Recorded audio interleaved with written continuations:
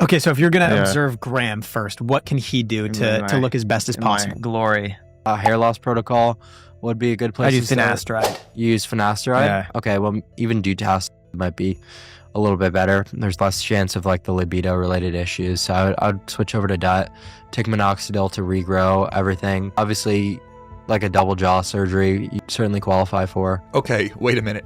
As a pharmacologist, we need to slow that down, because at the enzyme level, what he just said does not make sense. Dutasteride and finasteride are two hair loss medications. They both work by lowering DHT in the body, more specifically the 5-alpha reductase enzyme. But the thing is, we have multiple different types of this enzyme in our body. Finasteride mainly blocks type 2 alpha reductase. That type is most present in the prostate and hair follicles. Dutasteride, on the other hand, blocks type 1, type 2, and type 3. Type 1 is mainly expressed in the skin, liver, and brain, and type 3 is found inside of each and every one of your cells. So Dutasteride isn't more selective, it's actually less selective. Now let's talk about actual DHT suppression. So here's a comparison of clinical trials comparing finasteride and Dutasteride. And I know this graph is a little confusing, but you could see after 6 months of usage, Dutasteride, the bar is higher because it had higher, around 95% DHT suppression versus around 70% for finasteride. So what he said is just absolutely false. On top of that, Dutasteride has a much longer half-life. So from a pharmacology standpoint, Dutasteride should be more likely to cause libido effects, not less. And while some men can take these medications with no issues,